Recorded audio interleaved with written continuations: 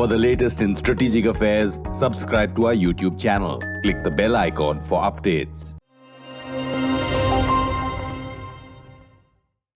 Hello and welcome to StratNews Global. Often you would hear discussions about India's Act East policy, which changed from Look East to Act East. But have you ever heard the Act West policy, and what is it about? In many ways, the Act West policy or outreach to the Middle East or West Asia has been more successful in the past decade or so. That's the focus of this week's Simply Nitin. I'm Nitin Gokhale.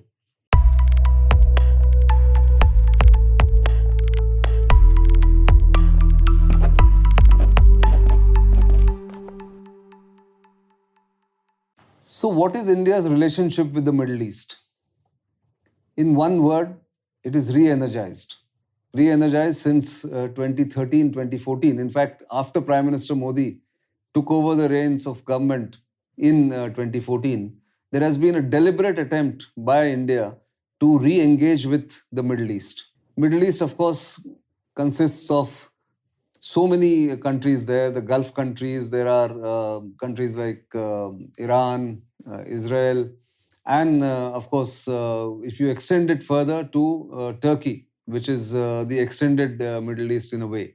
But let's concentrate on the Gulf countries like the UAE, Saudi Arabia, Qatar, Kuwait, and of course, smaller countries like Oman and Bahrain. With all these countries, India has taken its relationship to the next level. I was in Riyadh early this week attending a World Defense Show organized by the Saudi Arabian government for the first time. Its scale and scope was impressive. And clearly, there is change in the air as far as Saudi Arabia is concerned. The largest country in the Gulf. It is also the home, the spiritual home for Muslims across the world, with Mecca and Medina, the holy pilgrimage sites, being part of Saudi Arabia. But that apart, the rulers of Saudi Arabia now are consciously trying to change the image of Saudi Arabia as a country that follows medieval laws, that follow regressive practices, and are reforming their social practices. They are opening up the economy, allowing, for instance, very small gestures, but allowing women to drive cars, go to work or for entertainment alone, also allowing women to man counters, and that's not a pun, man counters at hotels, at the reception counters or in the shops, and also making sure that the girl child in Saudi Arabia gets better education, better access to the world that is changing rapidly, by ensuring that everyone goes to school and they also follow some of the best practices across the world. Some of the universities in Saudi Arabia are said to be, in fact, one of the best faculties that you can get anywhere in the world. That apart, small gestures are being ushered in, or small changes are being ushered in by the rulers to bring Saudi Arabia right into the modern world and modern practices. For instance, I was told by some residents that about a year and a half ago, the government decreed that the volume of azan in the mosques and in the public places would be turned down by 1/3, just to reduce the noise. Now, it may be a very small gesture, but that is something that they are progressively moving towards, giving a freedom to the people, that during azan you need not be only praying, you can continue with your work, is what has been now told to the citizens of Saudi Arabia. But these are religious practices. It will take time, and it will get reformed over a period of time. But what Saudi Arabia is doing is also to modernize its industry, its investment climate, and also making sure that in defense, which is what I went to attend the defense show, in defense, localization of defense products and defense platforms takes place. Much like India's Make in India, The Saudis want defense companies to set up facilities in Saudi Arabia, manufacture it in the country, and then export if necessary. And for that, they are laying out a red carpet for defense majors. At that World Defense Show, the entire gamut of world defense majors were present. There was Lockheed Martin, there was Boeing, there was Raytheon, there was Safran, there was Estonian companies, there were companies from China, there were companies from Pakistan. Sadly, small portion of Indian defense companies were there, most probably because the Indian Defense Expo was to happen in Gandhinagar immediately after the World Defense Show in Riyadh ended. So perhaps that's why Indian companies didn't go there in large numbers. But there's always another day. Also, India's presence in Saudi Arabia has increased manifold. If you look at India's trade with the Gulf countries, it is huge. It's worth $120 billion, out of which the UAE takes the lion's share of $60 billion bilaterally. It is India's third largest bilateral trading partner after US and China. And Saudi Arabia is inching forward with now $30 billion in bilateral trade annually with India. As a whole, the Gulf countries are also moving closer to India, not just in terms of trade, but also in terms of accessing technology from India, accessing manpower, skilled manpower from India, not just the manual labor or unskilled labor that the earlier trend used to have, where more than 7 million or nearly 8 million workers from India used to work or are still working in the Gulf countries. Saudi Arabia has reduced the dependence of Indian unskilled workers from 2.8 million in 2013 to about 2.2 million in 2022. Clearly, Saudis want to give preference to the locals for various jobs, even driving taxis, being at the malls, attendants, security guards, all that. But that India has had a free run or a nice run for about 30, 40 years, where remittances from Gulf made up for India's huge foreign exchange reserve, or at least substantial part of India's foreign exchange reserve through remittances coming from the Gulf countries. The other important part here is that over 750 companies, Indian companies, are invested in Saudi Arabia or have a presence in Saudi Arabia. Now, that's huge because they are in diverse fields like consultancy, construction, oil and natural gas, hotels, tourism. All kinds of people are working, Indian professionals are working in Saudi Arabia. Saudi Arabia is also now trying to attract investments in green energy, in water purifying projects, in petroleum and natural gas, of course, and in IT. So big changes are now coming into these countries, which normally one doesn't associate these countries with.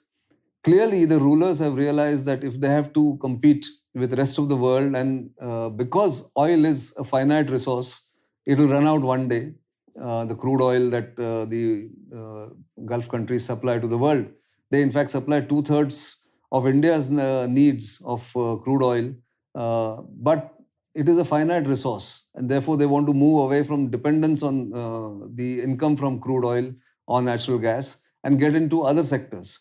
So they are opening up their country for tourism projects, for manufacturing units. Land is being given on lease at a throwaway price.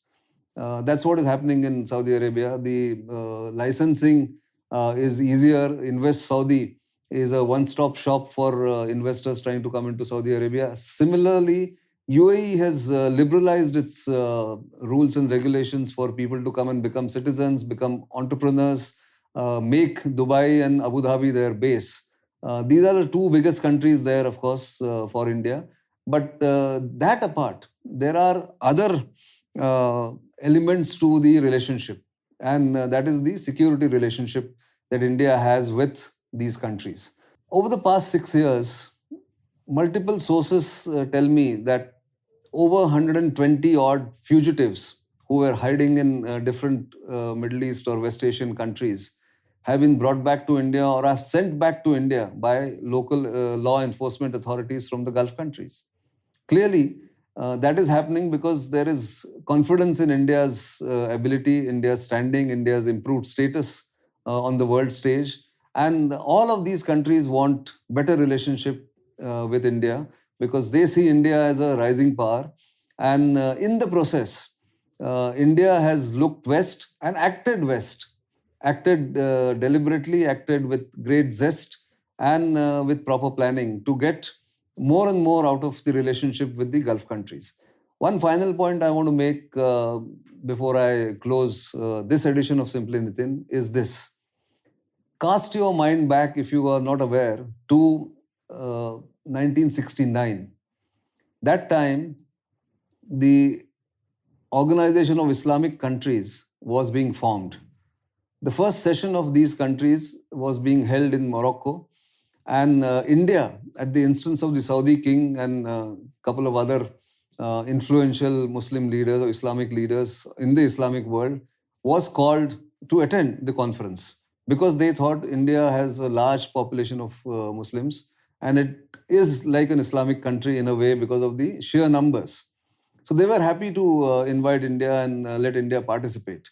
But when the conference began, or just before it began, Pakistan's President Yahya Khan threw a fit and said, if India attends, then I'm not going to be part of it. Now, Pakistan was and is an important member of the OIC, and bowing to his wishes, the organizers very reluctantly and very sheepishly asked India to withdraw its delegation from that Morocco conference in 1969.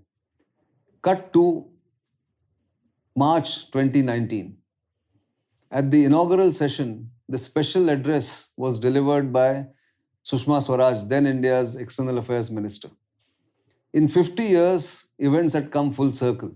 And Saudi Arabia and UAE helped India, invited India, accorded a special status to India to address the conference of the Islamic nations as a special gesture, despite Pakistan protesting vehemently. In fact, they overruled Pakistan's objections and allowed Sushma Swaraj to deliver her opening special address to the session.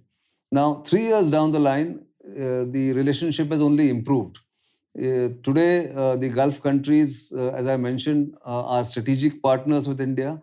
They are investing larger amounts of their funds because they are rich into India. In fact, Saudi Arabia has proposed that there would be at least $100 billion of investment in strategic sectors like oil and natural gas, take some strategic stakes in refineries or Indian companies, or have joint ventures. Their sovereign fund is looking at India as an investment destination. And going by what's happening around the world, when I was in Riyadh, the news broke that the UAE and Saudi Arabian leaders had refused to take a call from US President Joe Biden, clearly indicating that the US hegemony over Middle East and over these countries is on the wane. They did not want to get into this dispute between US and Russia on one hand, and did not want to take sides. Now, this would have been unthinkable even 5 years ago. But as I said, there is a change in the air, and that change is palpable both in terms of strategic calculus of the countries of India, of Russia, of China, of United States, and also at the people-to-people level contacts and the kind of interaction that happens between these countries.